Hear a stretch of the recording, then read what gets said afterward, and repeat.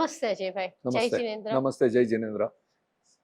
અજયભાઈ, મા સવાઈની પ્રેરણા સામાયિક આજે એના વૈચારિક જગતને કારણે અનેક લોકોને ખૂબ ગમી રહ્યું છે અને ખૂબ સરસ પ્રતિભાવ જ્યારે મળી રહ્યા છે. અને એ સમયે એક બહુ જ મહત્વનું પર્વ જૈનો માટે જે ખૂબ જ અત્યંત મહત્વનું છે એવું પર્યુષણ પર્વ આવી રહ્યું છે. અને એ પર્યુષણ પર્વે મા સ્વામીની સામાયિક મેગેઝિનમાં આપણે પર્યુષણ પર્વની મહત્તા, જીવન પરિવર્તન કે ક્રિયા, એ વિષય પર જ્યારે વિશેષાંક કરવાનું નક્કી કર્યું છે ત્યારે તમારા વિચારો આ વિષય પર કયા છે એ જાણવાનો પ્રયત્ન આજની મુલાકાત દરમિયાન કરવો છે. તો તમને સૌથી પહેલો સવાલ એ પૂછવા માંગીએ છીએ કે પર્યુષણ પર્વ એ સામાન્ય રીતે મનુષ્યની રોજિંદી પ્રક્રિયાનો લય જે હોય છે એને તોડવા માટે અને એને આધ્યાત્મની દિશામાં વાળવા માટેનું છે. તો તમારું આ પર્વ વિશેના વિચાર શું છે? તમારા મનમાં આ પર્વની મહત્તા શું છે? એ વિશે થોડીક ભૂમિકા બાંધી આપશો. Sejalben, first of all, thank you very much for coming here.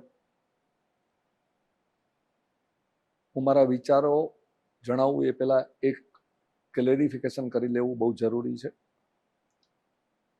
આ આપણું મા સ્વામીની પ્રેરણાનું 5મું વર્ષ ચાલે છે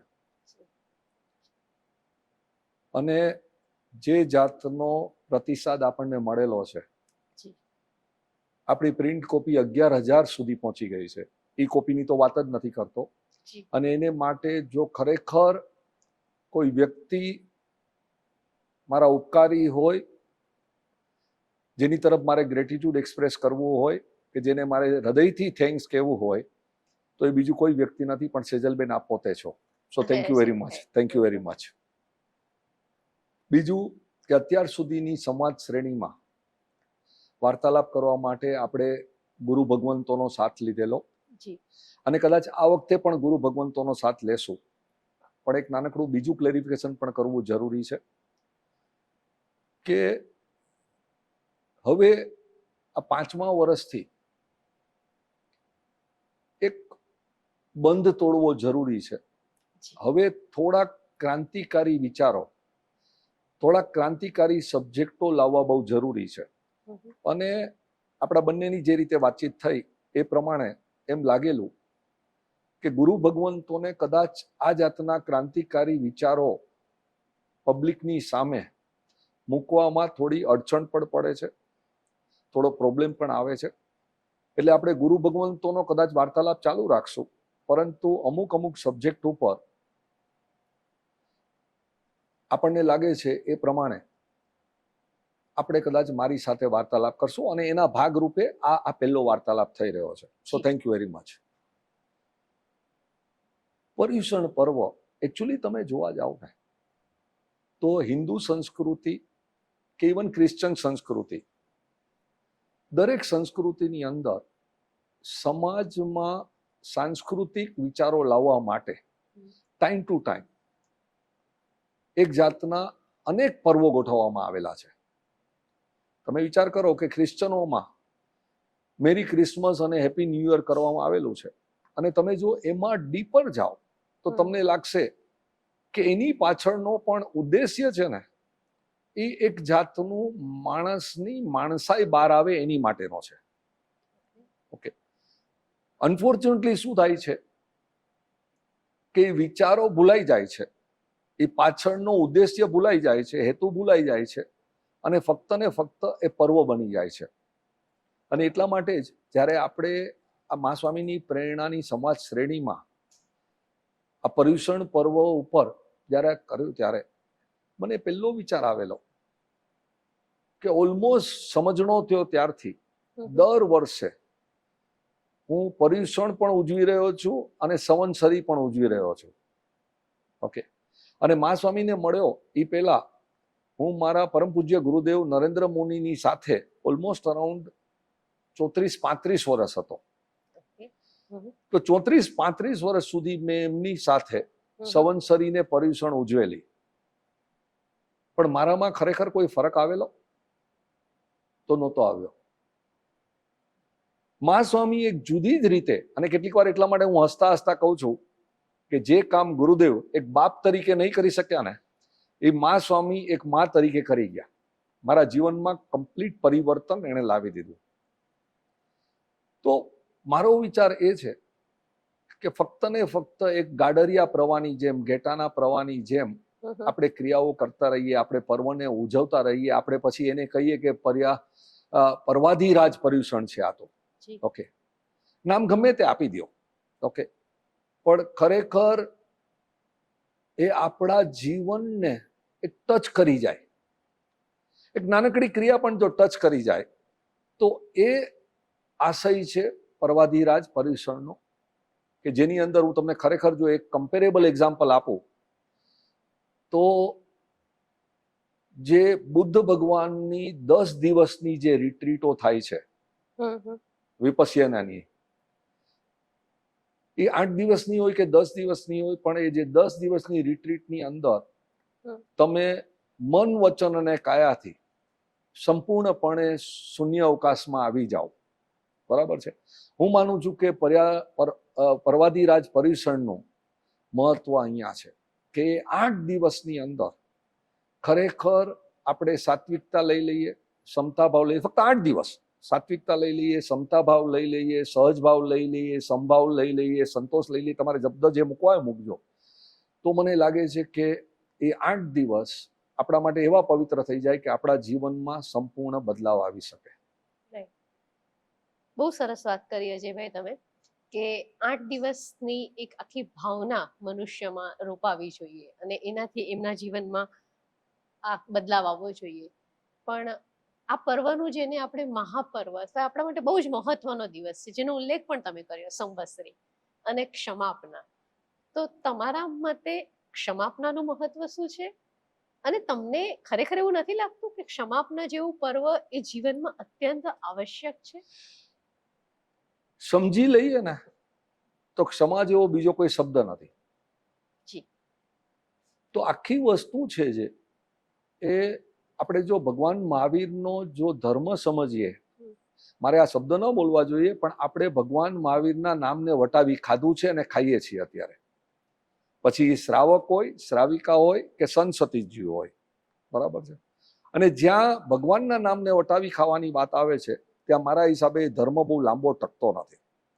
ભગવાન મહાવીરનો ધર્મ એટલો ઊંચો છે કે એમાંથી તમે ખરેખર એક જ શબ્દ લઈ લ્યો.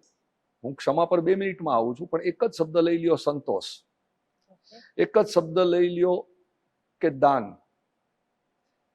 એક જ શબ્દ લઈ લ્યો અનેકાંતવાદ, બરાબર છે. તો આમાંથી કોઈ પણ એક શબ્દ લીધો હોય તો તમને લાગે છે પછી તમારે ક્ષમા શબ્દ શીખવાની જરૂર છે? જો અનેકાંતવાદ જો આપણા જીવનમાં આવી જાય, બરાબર છે, તો ક્ષમા કોણ કરશે અને કોને કરશે? પ્રોબ્લેમ ક્યાં થાય છે ખબર છે? કે આપણે ભગવાન મહાવીરના બચ્ચાઓ છીએ એમ વાત કરીએ છીએ, આપણે એના વારસદાર છે એમ વાત કરીએ છીએ, પરંતુ આપણા અને આપણા સંત સતીજીઓના અહંકારને કારણે આપણે જૈન સમાજના ભાગલા પડતા જઈએ છીએ. આ ગોંડલ સંપ્રદાય છે, આ સંઘાણી ગોંડલ સંપ્રદાય છે. હજી હું તો છે ને ઉપરના તો લેતો જ નથી કે આ દેરાવાસી છે ને આ સ્થાનકવાસી છે ને આ તેરાપંથી છે ને આ બધી તો વાત જ નથી કરતો. તો ક્ષમાની જરૂર એટલા માટે પડે છે કે આપણે ભાગલાવાદી જીવન જીવી રહ્યા છીએ. ભૌતિકવાદ તો પછી આવે છે, પણ ભાગલાવાદી જીવન જીવી રહ્યા છીએ. અને એટલા માટે આપણે કહીએ છીએ કે ક્ષમાપના એક ઊંચો પર્વ છે કે દરેકને માફ કરતા જાઓ. પણ ખરેખર હું જોવા જાઉં તો સંવત્સરીનું પ્રતિક્રમણ કરીને જે વ્યક્તિ મને છેલ્લા 1 વર્ષમાં ક્યારેય મળ્યો જ નથી, એ આવીને મિચ્છામી દુક્કડમ કહીને તરત 1 સેકન્ડમાં ભાગી જાય, તો એ મિચ્છામી દુક્કડમની કોઈ કિંમત છે ખરી? કારણ કે મારે એની સાથે કોઈ જાતનો વ્યવહાર જ નથી થયો 1 વર્ષમાં. મને નથી મળ્યો, નથી ફોનથી વાત કરી, નથી કોઈ જાતનું કામ કર્યું. તો આ શું થઈ ગઈ છે ખબર છે? સમાજમાં એક જાતની ક્રિયા થઈ ગઈ છે કે જઈ મારે મિચ્છામી દુક્કડમ કરી લેવાનું, બરાબર છે, અને પ્રતિક્રમણ મેં કરી લીધું એટલે મારા પાપ ધોવાઈ ગયા. પાપ છે કે પુણ્ય છે એ આંતરિક બાબત છે, અને એ સ્વભાવ શુદ્ધિ છે, ચિત્ત શુદ્ધિ છે, મન શુદ્ધિ છે, એની પ્રક્રિયા છે. તો ખરેખર મા સ્વામી હંમેશા કેટલીક વાર કહેતા કે 1 કલાકની તું સામાયિક એવી રીતે કર કે બાકીના 23 કલાક સુધી એની અસર તારા જીવન પર ચાલુ રહે. 8 દિવસનું પર્વાધિરાજ પર્યુષણ સેજલબેન તમે એવી રીતે ઉજવો, ઓકે, કે બાકીના 357 દિવસ સુધી એની અસર તમારા જીવન પર પડે. અને જો ખરેખર એક જ વર્ષ જેવું જાય તો તમને લાગે છે કે એ વ્યક્તિને જીવનમાં સુખ, શાંતિ, પ્રસન્નતા, નિર્મળતા, હળવાશતા બધું આવી જાય કે નહીં? સાચી વાત છે. એટલે યસ, ક્ષમા એ વીરનો ગુણ છે, કોઈ શંકા નથી. પણ એ ક્ષમા જ્યારે તમે આપો ત્યારે એવા દિલથી આપો, એવો પસ્તાવો વિપુલ ઝરણુની જેમ તમારા હૃદયમાં વયા કરે કે અંતે તમારે બીજી વાર બીજા કોઈ પણ વ્યક્તિ, એ જ વ્યક્તિ નહીં પણ બીજા કોઈ પણ વ્યક્તિ સાથે તમારો વ્યવહાર એવો થઈ જાય કે તમારે ક્ષમા આપવાની એકચ્યુઅલી જરૂર જ ન પડે. તમે દુઃખ પેદા કરો છો, મન દુઃખ પેદા કરો છો, એને કારણે ક્ષમા આપવાની વાત છે ને. પણ મારો તો એનાથી આગળ જઈને જે મા સ્વામી શીખવાડેલું છે કે તમારા મન, વચન અને કાયાથી આપણે એ રીતનું વર્તણૂક કરીએ. આપણે આપણા ઘરમાં આપણી વાઈફ અને આપણી મધર સાથે કે હસબન્ડ સાથે એ જાતનું વર્તણૂક કરીએ છીએ કે જેમાં મીઠામી દુકડમ કરવાનો વારો જ ના આવે. ઘરમાંથી ખાલી એક કે બે વ્યક્તિ સાથે તમે શરૂ કરો ને તો તમને કહું છું કે આપણા જીવનમાં મધુરતા આવી જાય. અજયભાઈ, આ વાત આપણે જ્યારે કરીએ છીએ અને સાંભળીએ છીએ ત્યારે ખરેખર બહુ સારી લાગે છે. પરંતુ આપ જાણો છો કે વ્યવહારિક જીવનના અનેક પ્રશ્નો હોય છે અને આપણા મોટા ભાગનો જે વર્ગ છે એ બહુ સામાન્ય વર્ગ છે જે રોજિંદી ક્રિયાઓમાં જોડાયેલો છે. તો એમના માટે આ વસ્તુ અઘરી છે કારણ કે એમને કોઈક માધ્યમની, કોઈ નિમિત્તની જરૂર છે. તમે એમને જો ક્ષમાપના જેવું પર્વ આપો જ નહીં તો એમના મનમાં એ રોપણ જ નહીં થાય. તો રોપણ કરવાની તમે વાત કરી એટલે કહું છું કે 60 વર્ષ, 70 વર્ષ, 80 વર્ષ સુધી મેં પર્યુષણ પાડ્યા 8 દિવસના, મેં પ્રતિક્રમણ કર્યા. કેટલાક જણાએ સંવત્સરીનું પ્રતિક્રમણ કર્યું, બહુ મોટા ભાગના વ્યક્તિઓએ 8 દિવસના પ્રતિક્રમણ કર્યા. સેજલબેન, તમે માં છો એટલે એક વાત કહું છું, તમે શાંતિથી સમજી શકશો કે તમારા બાળકને અવાજ સાંભળીને બોલતા આવડી ગયું, રાઈટ, કેટલો સમય લાગ્યો? 1 વર્ષ, 2 વર્ષ, 3 વર્ષ? 1.5-2 વર્ષમાં. તમારા બાળકને જે બાખોડિયા ભરતા નહોતું આવડતું એ બાખોડિયા ભરતા ભરતા તમારો થોડોક હાથનો સપોર્ટ લઈને એ આજે દોડવા માંડ્યો. કેટલા વર્ષ લાગ્યા? તો આ પર્વ તમે મને, તમને અને બીજા બધાને કેટલા વર્ષો સુધી આપશો? જેને ખરેખર ચેન્જ થવું છે એને વિચાર કરવો જરૂરી છે કે ખરેખર આ પર્વ શું છે. અને એટલા માટે જ આજે શું બની રહ્યું છે કે જૈન ધર્મની અંદર, અને બધા ધર્મો સરખા છે, હું તમને કહું કે ખાલી જૈન ધર્મની જ વાત નથી, હિન્દુ ધર્મમાં પણ આ જ તકલીફ છે, મુસ્લિમ ધર્મમાં પણ આ જ તકલીફ છે. આપણે તો ધર્મ છે એ આપણને જીવન જીવવાની કળા શીખવાડે છે, ઓકે. પરંતુ આપણે ત્યાં ધર્મને જુદું સ્વરૂપ આપી દેવામાં આવ્યું. ધર્મને સ્વરૂપ આપવામાં આવ્યું પાપ અને પુણ્યનું. પાપથી એક ડર પેદા કરવામાં આવ્યો, પુણ્યથી એક પ્રલોભન આપવામાં આવ્યું. એ જ રીતે આપણે ત્યાં સ્વર્ગ અને નર્ક અને મોક્ષની વાતો થવા માંડી. મને એક નાનકડો રમૂજા યાદ આવે છે. એક ગુરુ ભગવંત હતા, એને બધાને પૂછ્યું કે આમાંથી સ્વર્ગમાં કેટલાને જવું છે? એટલે બધાએ આંગળી ઊંચી કરી અને પછી એમણે બીજો પ્રશ્ન કર્યો કે આજે કોને જવું છે? અને બધા બેઠા રહ્યા. તમે સમજી લ્યો. તો આપણે આ સમજ્યા વગરની વાત છે. તમારા જીવનમાં મધુરતા અને હળવાશ એવી આવી જાય કે મા સ્વામી જેમ કહેતા હતા કે જેના કુટુંબમાં શાંતિ હોય છે ને એને દેવલોકમાં જવાની ઈચ્છા જ નથી હોતી, કારણ કે અહીંયા જ દેવલોક છે. અને ખરેખર પુનર્જન્મ જો હોય, ખરેખર સ્વર્ગ અને મોક્ષ હોય તો જે મને સમજાવવામાં આવ્યું કે મારું જીવન એવું પવિત્ર અને એવું સુગંધી હોય કે અહીંયા પણ મારા માટે સ્વર્ગ છે અને મૃત્યુ પછી જો હશે તો પણ હું દેવલોકમાં જવાનો છું. તમે સમજી લ્યો. એક જૂના જમાનામાં ડેફિનેશન હતી કે ક્રોધી માણસ મરીને નર્કમાં જાય છે. આજની ડેફિનેશન થોડી ફરી ગઈ છે કે ક્રોધી માણસ જ્યાં જાય છે ને ત્યાં નર્કને ઊભું કરી નાખે છે. એટલે તમારા પ્રશ્ન પર આવું કે પર્યુષણ છે, સંવત્સરી છે, આ બધું 1 વાર 2 વાર બાળકની જેમ 3 વાર 4 વાર કરતા કરતા કરતા આંતરિક બદલાવ જો આવે તો જ આનું મહત્વ છે. બાકી એ તમે ક્રિયા કરીએ રાખો, ક્રિયા કરીએ રાખો. તો આ યંગ જનરેશન છે, યંગ જનરેશન જવા દો ને, બીના અને હું હવે આ બધી વસ્તુમાંથી બહાર આવતા જઈએ છીએ. તમને લાગે છે કે અમે પર્યુષણમાં દેરાસર કે ઉપાશ્રયમાં જઈએ છીએ? તો મારો જવાબ ના છે. તમને લાગે છે કે અમે સંવત્સરીનું પ્રતિક્રમણ કરીએ છીએ? તો છેલ્લા 5, 7, 8 વર્ષથી મને નથી લાગતું કે મેં કર્યું હોય. કારણ કે એક ખ્યાલ આવી ગયો છે કે જીવનમાં જે બદલાવ લાવવાનો છે એ આંતરિક બદલાવ લાવવાનો છે. ઓકે, અને કેટલા વર્ષ સુધી બાળક તરીકે હું માની આંગળી પકડીને ચાલવાનો છું? તમારી વાત સાચી છે, પણ અજયભાઈ મારે ફરી તમને એમ કહેવું જોઈએ કે અધ્યાત્મની યાત્રા પર આપણે જ્યારે નીકળીએ છીએ ત્યારે સૌથી પહેલા આપણને ભક્તિની આવશ્યકતા છે. એ તમારી પાસે પહેલું પગથિયું હોવું જોઈએ અજયભાઈ. તમે જે પગથિયાની વાત કરો છો એ કદાચ સૌથી ઉપરનું પગથિયું છે, પણ પહેલું, બીજું, ત્રીજું એમ એક પગથિયા તો ચડવાના રહેશે ને. હું એગ્રી થાઉં છું, પણ એ પહેલા પગથિયા ઉપર તમારે કાં તો ફેલ થવું છે અટકી અને નથી કાં તો જવાનું. પાયો પાકો કરવો છે. એટલે Yes. તમે પહેલા પગથિયે જો અટકી જાઓ, બીજા પગથિયે જ અટકી જાઓ, બરાબર છે.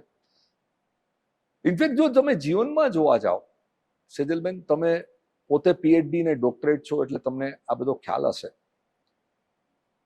કે તમે 1 થી 10 ધોરણ કે 11 ધોરણ, આપણા જમાનામાં 11 ધોરણ હતા, મેટ્રિક્યુલેટ હતું, એમાંથી જેટલા પણ સબ્જેક્ટમાંથી તમે પાસ થયા છો, તમને લાગે છે એક પણ સબ્જેક્ટ ડાયરેક્ટલી તમારા અત્યારે ઉપયોગમાં લાઈફમાં આવે છે? તો નથી આવતો. પછી તમારું ગ્રેજ્યુએશન જુઓ, પછી તમારું પોસ્ટ ગ્રેજ્યુએશન જુઓ, પછી તમારું પીએચડી જુઓ, એમાંથી એક પણ સબ્જેક્ટ ખાસ કરીને તમારા કામમાં અત્યારે નહીં આવતા હોય. બરાબર છે. એનો અર્થ શું થયો કે એ સબ્જેક્ટ તમારે છોડીને ઉપર જવાની જરૂર હતી.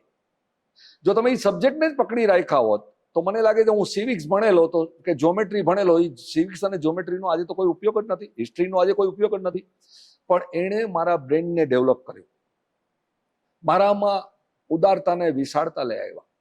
ભલે અમુક સમય સુધી એ મને ખ્યાલ નહોતો આવતો, પણ જેવા મા સ્વામી મળ્યા એટલે ખ્યાલ આવવા માંડ્યો કે ખરેખર જીવન તો આ જ છે. ઓલા પગથિયું છે જે એ ક્રિયા, જેને આપણે કહીએ કે તમે પગથિયું કયો કે ગુણસ્થાનક કયો, જૈન ધર્મ પ્રમાણે મંજૂર છે મને, પણ ત્યાં એ પગથિયા ઉપર તમારે ક્યાં સુધી અટકવાનું છે. અને જો તમે એ પગથિયા પર અટકી રહ્યા, અને આજે તો હું જોઉં છું, શ્રાવક શ્રાવિકાની વાત જવા દો, ગુરુ ભગવંતો પણ, અને મારે આ શબ્દ ન બોલાય છતાં બોલું છું, પોતાના સ્વાર્થ ખાતર ઈચ્છે છે કે તમે એ પગથિયા પર અટકી રહ્યો. મને પોતાને દેખાય છે કે ગુરુ ભગવંતના સ્વાર્થને ખાતર, એ લોકોને ખ્યાલ છે હું જે બોલું છું એ બધી વસ્તુ ગુરુ ભગવંતોને ખ્યાલ છે, પણ એ 8 દિવસની અંદર જો એ વ્યક્તિત્વ ખીલવા માંડે તો લખી રાખજો, મારી જેમ એ ધીમે ધીમે ધીમે ધીમે ઉપાશ્રય, દેરાસર તો જવા દો, પણ એ ગુરુ ભગવંતને પણ છોડી દેશે. એટલે જરૂર છે સમાજને, ભૌતિક વાત છે, પૈસાની વાવા છે, આ બધી વાત સાચી છે, પરંતુ સમાજમાં જરૂર છે. હું કેટલાય વ્યક્તિઓ જે સાવ સામાન્ય સ્થિતિના હોય છે એને મારા કરતા વધારે જ્યારે સુખી જોઉં છું ને, એને તમે જોતા હશો, બરાબર છે. કેટલીક વાર પ્રશ્ન એ થાય, હું તમને કહું સેજલબેન, આ પ્રશ્નનો જવાબ તમે નહીં આપતા, પણ હું વધારે સુખી છું કે તમે વધારે સુખી છો? તો આ પ્રશ્નનો જો જવાબ હું મારી જાતે આપવાની કોશિશ કરું તો મને કેટલીક વાર એમ લાગે કે જો સેજલબેન મારા કરતા વધારે સુખી હોય તો કંઈક મારે સેજલબેનના જીવનમાંથી બોધપાઠ લેવાની જરૂર છે કે જેને કારણે મારા જીવનમાં શાંતિને સુખ આવી શકે. એટલે ક્રિયા જરૂરી છે, તમારી વાત સાચી છે, પણ કેટલા વર્ષો સુધી? એ વાત તમારી સાચી છે કે ધીમે ધીમે એ આધારમાંથી આપણે મૂળ તરફ જવું જોઈએ અજયભાઈ. અને એ વાત સાથે હું પોતે પણ સંમત થાઉં છું. તમારે અજયભાઈ એ સમજવું છે તમારી પાસેથી કે આજે તમે આટલું બધું વિચારો છો અને તમારા કેટલાક વિચારો ખરા અર્થમાં એક જુદી દિશામાં લોકોને લઈ જવા તત્પર છે. તો તમારે જો બહુ સ્પષ્ટપણે પર્યુષણની સારી બાજુ, 3 સારી બાજુ, હું એક અધ્યાપક છું એટલે તમને સવાલ પણ એ રીતે પૂછી રહી છું કે તમારે પર્યુષણની 3 સારી બાજુ, કે સેજલબેન આ 3 સરસ બાજુ છે, અને પર્યુષણની 3 એવી બાજુ જે આપણી કદાચ નબળાઈ દેખાડતી હોય, તો એવી કોઈ વસ્તુ તમે કહી શકો કે આ સારી બાજુ ના ખરાબ બાજુ? પહેલી તો સારી વસ્તુ એ છે કે 8 દિવસનો ચારિત્ર વાળું પર્યુષણ ઉજવાય છે. પસ્તાવો એ વાતનો થાય છે કે મોટાભાગના માણસો આમાંથી પોતાના જીવન શુદ્ધિ તરફ નથી જતા, પણ સાથે સાથે સારી વસ્તુ એ છે કે લાઈફમાં મા સ્વામી જેમ કહેતા હતા ને કે સારા કામ કરતો રહેજે, એકાદ વિરલો પણ નીકળી ગયો, 2 વિરલા પણ નીકળી ગયા, તો that's a most beautiful thing. અને હું માનું છું કે વિશ્વભરમાં જ્યારે પર્યુષણ પર્વ ઉજવાતું હોય ત્યારે ફૂલ લઈને ફૂલની પાંખડી, પણ અમુક અમુક વિરલાઓના જીવનમાં પરિવર્તન તો આવતું જ હશે, આવતું જ હશે, આવતું જ હશે. એટલે એક તો સૌથી સારામાં સારી વસ્તુ એ છે કે આ વસ્તુ ચાલુ તો રહેવી જ જોઈએ. બીજું સારી વસ્તુ એ છે કે કેટલીય વ્યક્તિઓના જીવનમાં એકાદ સારું વાક્ય આવી જાય છે, મને એ યાદ નથી, પણ પિતા પુત્રની જે વાર્તા હતી જૈન ધર્મમાં, તમને જો યાદ હોય તો, કે જેમાં પિતા કહે છે કે જૈન સાધુને સાંભળતો જ નહીં અને પગમાં કાંટો વાગે છે, અને એ પુત્ર એક વાક્ય સાંભળી લે છે અને એને કારણે એના જીવનમાં આખું પરિવર્તન આવી જાય છે. બરાબર છે? એટલે આ એક બીજી સારી વસ્તુ છે. અને ત્રીજી સારી વસ્તુ સાચું કહું તો એ ભૌતિકવાદની છે, કે જેનો લાભ મને પણ મળેલો છે. કે જ્યારે હું ગરીબ હતો ત્યારે 8 દિવસ, 10 દિવસ, 12 દિવસ, આગળના 2 દિવસ, પાછળના 2 દિવસ લાડવાઓની પ્રભાવના મળતી, ઘણી બધી ગિફ્ટો મળતી, ઓકે, ઘણા બધા જમણવાર થતા, ઘણી બધી ચૈત્ર પરિપાટી થતી. તો આ જે 8, 10, 15 દિવસની અંદર જે ગરીબોની સેવા થાય છે અને એનો લાભ મેં લીધો છે, એટલે હું જાણું છું કે આ બહુ ઉત્તમ વસ્તુ છે. તો આ 3 વસ્તુ, કે આવી બીજી 33 વસ્તુઓ હશે, આપણે આ 3 ને કીધું, તમે 3 કીધું એટલે પણ 33 વસ્તુઓ હશે કે જેને કારણે વસ્તુ સારી થાય છે. વસ્તુનો લાભ જ્યારે આપણે પૂર્ણપણે લઈ નથી શકતા ત્યારે એક જાતનો નિરાશા આવે. જે તમે નેગેટિવ કહો તો નેગેટિવ છે, પણ તમે ગણો, અને મારે કોઈ કમ્પેરિઝન નથી કરવી, પણ વિપસ્યનામાં હું જ્યારે પહેલી વાર જઈને આવ્યો ત્યારે 10 દિવસના અંતે there was like a massive change in me, કે આ શાંતિ મારે મારા જીવનમાં લાવવી હોય તો શું કરવું જોઈએ. અને મેં મા સ્વામી સાથે વાત કરી ત્યારે એણે મને કીધું કે ઈ જ તો મહાવીરનો ધર્મ છે. આપણે એની પર આવશું જો સમય હશે તો. તો ઈ એક જે મને કેટલીક વાર પસ્તાવો થાય કે આવું પર્વ જેમાં 8 દિવસ સુધી આપણે જઈએ છીએ, તો એમાં જે જીવનમાં સમૂળગો પરિવર્તન આવવું જોઈએ, અને બધાને ના આવે, પણ 2%, 3%, 5% વ્યક્તિઓને આવવું જોઈએ. એની બદલે આપણે ગણીએ છીએ કે 5 વ્યક્તિના જીવનમાં આવ્યો કે 10 વ્યક્તિના જીવનમાં આવ્યો. એટલે પહેલું વસ્તુ મને એ જરાક. બીજી વસ્તુ મને લાગે કે આ પર્વને આપણે ખરેખર આધ્યાત્મની દ્રષ્ટિથી લઈએ છીએ કે ભૌતિકવાદથી લઈએ છીએ.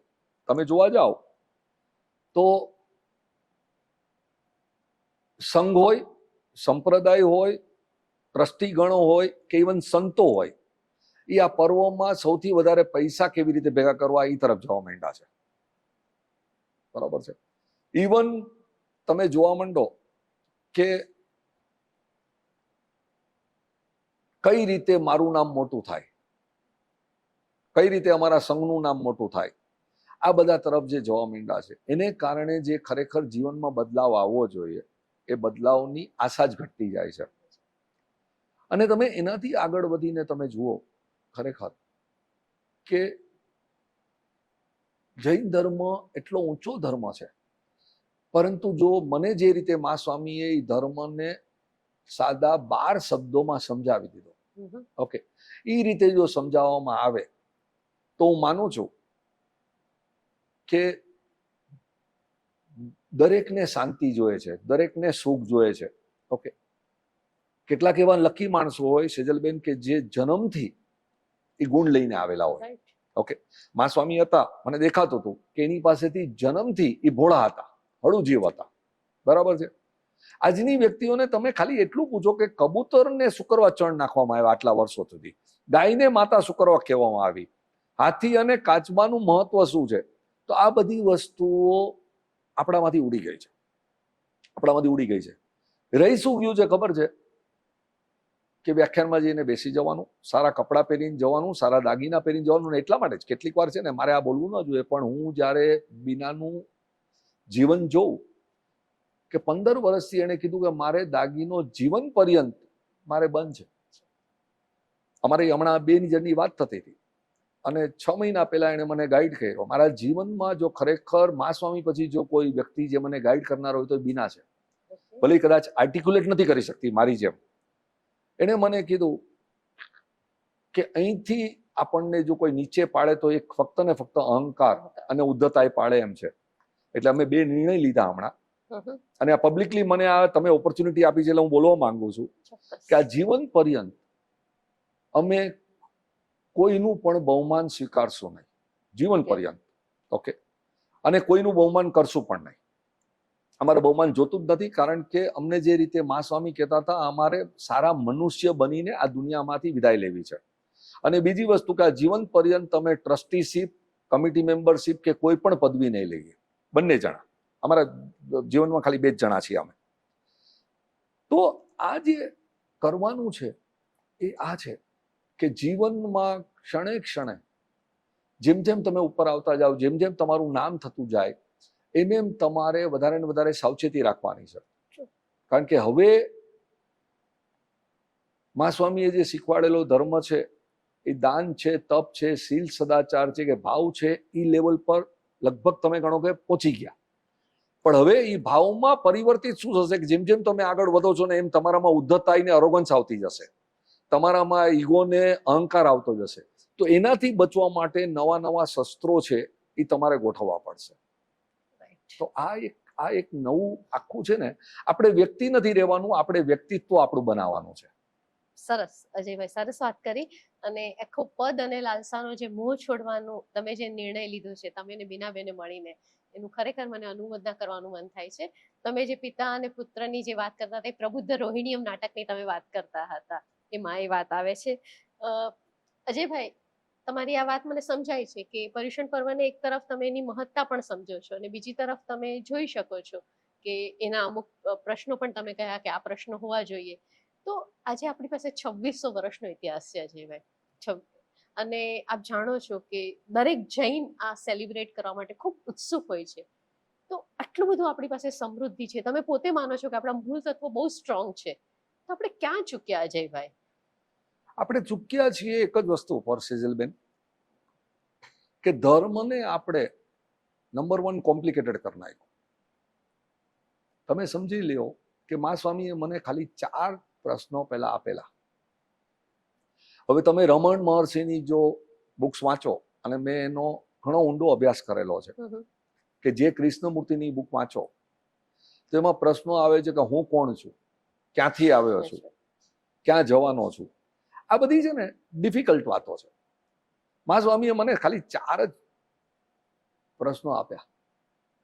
કે પહેલો પ્રશ્ન કે આ જીવન શું છે, આ જીવનનો હેતુ શું છે, ધર્મ શું છે અને ધર્મ શા માટે છે. આ 4 પ્રશ્ન જ આપ્યા. તમે જુઓ, અને શાંતિથી હું વિચારવા માંડ્યો તો ધીમે ધીમે લાગ્યું કે એક ટ્રાવેલરની જેમ હું આ દુનિયામાં આવેલો છું. તમે સમજી લો, આઈ એમ અ ટ્રાવેલર. આપણે ટ્રેનમાં જઈએ છીએ, આપણે ક્યાંક સારી જગ્યાએ અમેરિકા કે યુરોપ ફરવા જઈએ છીએ, આપણે નથી પ્લેનના મોહમાં પડતા, નથી 5 સ્ટાર હોટલના મોહમાં પડતા, બરાબર છે? કારણ કે આપણને ખબર છે કે 2 દિવસ 1 દિવસ પછી આ પ્લેન આપણે છોડી દેવાનું છે, 24 કલાકની જર્ની પછી, અને 1 2 5 10 દિવસ પછી આપણે હોટલનો રૂમ છોડી દેવાનો છે. આપણને કોઈ મોહ નથી થતો. પણ એને જ જો તમે ઊંધી રીતે જોવા જાઓ તો આપણા ઘર સાથે આપણે કેવા મોહમાં પડી જઈએ છીએ. પણ ત્યાંય ટ્રાવેલર જ છે ને. 60 વર્ષ 70 વર્ષ 80 વર્ષ પછી મારે તો આ ઘર છોડીને વયા જવાનું છે, બરાબર છે? તો મા સ્વામીએ જે સિદ્ધાંત સમજાવ્યો કે યુ આર અ ટ્રાવેલર, તું સમજી લે, 60 વર્ષ છે, 80 વર્ષ છે, 90 વર્ષ છે, એનાથી વધારે તો કઈ આયુષ્ય નથી ને. તો તારા જીવનનો ઉદ્દેશ્ય શું છે? To remain happy and peaceful every moment. અને મહાવીરની વાણી પણ એ જ છે. મહાવીરની વાણી શું છે? કે 4 કસાઈને જીવનમાંથી દૂર કર. ક્રોધ, અભિમાન, માયા, પ્રપંચ અને લોભ. આ 4 કસાઈને જો દૂર કર એટલે તારા જીવનમાંથી આ 4 કસાઈમાંથી 2 છે એ રાગ છે અને 2 છે એ દ્વેષ છે. તો રાગ અને દ્વેષ જો વયા જાય ઓકે, તો શું થાય? તારા જીવનમાં સંપૂર્ણપણે ખુશી આવી જાય, સુખ આવી જાય, શાંતિ આવી જાય. તો જો આટલો જ ધર્મ હોય, અને ધર્મ શા માટે એ તમને જો સમજાઈ જાય કે મારે મારા જીવનમાં શાંતિ લાવવી હોય, સુખ લાવવી હોય, ઓલી વાત બધી મૂકી દો કે મૃત્યુ પછી હું સ્વર્ગમાં જઈશ. આજે છે ને વ્યક્તિનું જીવન એવું ખરાબ હોય છે, અને છતાં પણ હું જોઉં છું કે એ વ્યક્તિ જીવનના અંતિમ પીરિયડમાં બેભાન અવસ્થામાં છે. ઓકે, અને છતાં આપણા ગુરુ ભગવંતો એને સંથારો કરાવે છે. હવે એ વ્યક્તિનું જીવન જો એટલું ખરાબ હોય ને તમે એને સંથારો કરાવો ને એની પાલખી નીકળે, આ જો આપણો જૈન ધર્મ હોય તો હું નથી માનતો કે આ મહાવીરનો ધર્મ છે. આ વાક્ય કદાચ સેજલબેન મારા સિવાય તમને કોઈ કહેશે નહીં, પણ આ અંધતા છે, આ મૂર્ખામી છે, આ સ્ટુપિડિટી છે. જીવન એવું હોવું જોઈએ કે જેમ ઘર છૂટી જવું જોઈએ, પૈસો છૂટી જવો જોઈએ. મા સ્વામી મને કહીને ગયા કે તારી આંગળી પકડીને હું ચલાવીશ, પણ જીવન એવું જીવજે કે જીવનના અંતિમ ચરણમાં તારા બેંક એકાઉન્ટમાં ખાલી 1 રૂપિયો હોય, અને ત્યારે તું તારો દેહ છોડી દેજે. આ બહુ ડિફિકલ્ટ વાત છે, પણ બીના અને હું આ રસ્તા પર ચાલવાની કોશિશ કરી રહ્યા છીએ. એટલા માટે અમારી પાસે એવો પૈસો નથી, પણ અમે એ રીતે પૈસાને વહાવવાની કોશિશ કરી રહ્યા છીએ. અને આજે તો હું જેટલો પૈસો આપું છું એનાથી ડબલ પૈસો મને આવે છે. એટલે મને નથી સમજાતું કે કઈ રીતે એ વસ્તુ બનશે. પણ ખરેખર એ જે મોહનો, મમત્વનો ત્યાગ કરવો હોય તો જરૂર છે એવા જીવન જીવવાની કે એટલીસ્ટ એમ તો તમે કહો કે હું ટ્રાવેલર છું, હું આ પૃથ્વી પર ટ્રાવેલ કરતા આવ્યો છું. ઓકે, મારે દરેક અંશે મારે એન્જોય કરવું છે. અને એની માટે ખરેખર કહું તો સિમ્પલ શબ્દોમાં તમારે ક્રોધ, અભિમાન, માયા, પ્રપંચ તમે દૂર કરો. તમે રાગ દ્વેષ રહિત થાવ. અને એટલા માટે જ જે મા સ્વામીનું એક સૂત્ર હતું, જુઓ જાણો પણ ભળો નહીં. મને ગુસ્સો શું કરવા આવે છે ખબર છે? કે તમને કદાચ ગુસ્સો શું કરવા આવે છે ખબર છે? કે તમે મને ગુસ્સો તમારી પર અત્યારે એટલા માટે આવે છે કે તમે મને આવા પ્રશ્ન પૂછો છો, અને કદાચ તમને મારી પર ગુસ્સો એટલા માટે આવતો હશે કે હું આવા જવાબ આપું છું. પણ જો બંને જણા જુઓ જાણોમાં આવી જઈએ કે ઓકે સેજલબેનને આ પ્રશ્ન લાગ્યો, એને પૂછ્યો, ઓકે તમને લાગે કે અજયભાઈને આ ઠીક લાગ્યું, એને જવાબ આપ્યો, તો શું થાય? તો એ જે રાગ દ્વેષ રહિતતા છે એ ખરેખર મહાવીરનો ધર્મ છે. સારી વાત કીધી અજયભાઈ. હવે એક મૂળ વસ્તુ પર હું તમને ફરી પાછા લઈ જાઉં, કારણ કે પર્યુષણ પર્વના કેટલાક બહુ મહત્વના બાબતો પર્યુષણ પર્વ આપણા જીવનમાં લાવતું હોય છે. અને તમે અને બીનાબેન બંને તપસ્વી પણ છો. તમે બંને આંબેલની ઓળી નિયમિત રીતે કરો છો. તો આ પર્યુષણ પર્વ આવે અને ચારે તરફ આટલી બધી તપસ્યાઓ થાય, તો એ પણ એક બહુ મહત્વની બાબત છે કે આપણી આહાર સંજ્ઞા પર આપણો કાબુ આવે છે. અને જેમ આપણે આપણા જીભ, સ્વાદ આદિ પર કાબુ આવે, એમ આપણા લોભ ને બધું ઓછું થતું જાય. આપણે એક સમતોલ વ્યવહાર કરતા હોઈએ છીએ. તો આ પર્યુષણ એ રીતે મનુષ્યને મોટિવેટ કરે છે. તમને એવું લાગે છે ખરું? મોટિવેટ કરે છે. મેં તમને પહેલા કીધું કે પર્યુષણ પર્વ મહત્વનું પર્વ છે, એનું ઇમ્પોર્ટન્સ ડેફિનેટલી છે. પણ તપની દ્રષ્ટિએ એનું મહત્વ પણ શું છે? પણ તમને કહું કે જો ખરેખર તમે તપ જોવા જાઓ, જો મહાવીરના તપ જોવા જાઓ, તો તમારા ને મારા તપને છોડી દો, તો મહાવીરના તપમાં 6 બાહ્ય તપ છે, 6 આંતરિક તપ છે. એમાંથી બાહ્ય તપ જે 4 છે એ આહાર સંજ્ઞા ઉપર છે. આપણે એ આહાર સંજ્ઞાને એટલું બધું મહત્વ આપી દીધું, ઓકે, કે જે આંતરિક જે છે, મારું તમને કહેવાનું એક જ છે કે આહાર સંજ્ઞા છે એ પાક્કું જરૂરી છે, બરાબર છે. અને એટલા માટે જ હું ને બીના છેલ્લા 10, 12, 13 વર્ષથી બંને આંબેલની ઓળી કરીએ છીએ, કોઈ શંકા નથી. ઓકે, પરંતુ એ ત્યાં અટકતો નથી, કારણ કે મહાવીરના આંતરિક તપમાં તમે જાશો તો તમને સમજાશે કે ખરેખર આપણા જે પર્યુષણની અંદર, ઓકે, એ વિનય વિવેકની જાળવણી રાખો એ આંતરિક તપ છે. એ સ્વાધ્યાય કરો એ આંતરિક તપ છે. આપણે ત્યાં તમે મને કહો કે પર્યુષણ પર્વની અંદર, ઓકે, કેટલી વાર એક જ શબ્દ ઉપર કે એક જ વાક્ય ઉપર ચિંતન, મનન, મંથન અને કન્ટેમ્પલેશન કરવામાં આવે છે. આપણે ત્યાં મહાવીરનું જે ઊંચામાં ઊંચું ધ્યાન છે, જે છે ધ્યાન અને કાયોત્સર્ગ, ઓકે, એ પર્યુષણ પર્વમાં કેટલી વાર થાય છે? બંને મહાવીરનું જ છે ને ધર્મ, બંને મહાવીરનું જ જ્ઞાન છે. તો અગેન આપણે એ સબ્જેક્ટ પર આવીએ છીએ કે પર્યુષણ પર્વ છે જે એ ઉપયોગી છે, પાકો ઉપયોગી છે, એનું ઇમ્પોર્ટન્સ છે, પાકું ઇમ્પોર્ટન્સ છે. તકલીફ છે, અને મારે આ બોલવું ન જોઈએ, પણ સમાજના સંત અને સતીજીઓ કાં તો એમની પાસે આ જ્ઞાન નથી, કાં તો એમની પાસે આ સમજણ નથી, અને કાં તો પોતાના સ્વાર્થમાં એ લોકો એમ માને છે કે ખરેખર આને ઉજવણીના રૂપમાં ફેરવી નાખો તો પબ્લિક વધારે આવશે. નાવ ગાડરિયો પ્રવાહ આવશે, ઘેટાઓના ટોળા આવશે, પણ પબ્લિકના જીવનમાં બદલાવ ત્યારે જ થશે જ્યારે તમે એ 12 તપ સુધી લઈ જશો. અને મહાવીર સ્વામી પોતે કહે છે કે આહાર સંજ્ઞા ઉપરથી તમારે ઉપર ને ઉપર ચડતા જવાનું છે, અને તમારું અંતિમ ચરણ છે જે એ ધ્યાન અને કાયોત્સર્ગ છે. એ તો તમે જાણો છો. તો આજે જે મહાવીર સ્વામીના 12.5 વર્ષનું તપ હતું એનું મહત્વ કેટલું રહ્યું. ઇનફેક્ટ આજે છે ને ચમત્કારની દુનિયા થઈ ગઈ છે સેજલબેન. એટલે તમે જુઓ તો અમુક મારે બોલવા નથી, પણ પ્રાર્થના મંડળની અંદર જે પ્રાર્થનાઓ થાય છે એ પ્રાર્થનાઓ તમારા ભૌતિક સુખ મળે માટે કરો. મારે કોઈ નામ નથી લેવું. જ્યારે પ્રાર્થના એવી કરવાની છે કે ખરેખર એવી પ્રાર્થનાઓ કરવી જોઈએ કે જેને કારણે આપણામાં ભેદ જ્ઞાન ઉત્પન્ન થાય. ભેદ જ્ઞાન એટલે મારું શરીર અને જીવ તત્વ, મારું શરીર અને આત્મા બંને સેપરેટ છે. ઓકે, એ જાતની તમે પ્રાર્થના કરો. મૈત્રી ભાવનું પવિત્ર ઝરણું ચિત્રભાનુ જે આપી ગયા, ઓકે, એ ચિત્રભાનુને જૈન સમાજે, કારણ કે અમુક વસ્તુ એની સુસંગત નહોતી એટલે આપણા જીવનમાંથી રવાના કરી દીધા. પણ મૈત્રી ભાવનું પવિત્ર ઝરણું જો ખરેખર એક જ ગીત ઉપર તમે ચિંતન મનન કન્ટેમ્પલેશન કરો ને તો આપણા જીવનમાં ફેરફાર આવે ને આવે છે. વાત સાચી છે અજયભાઈ તમારી.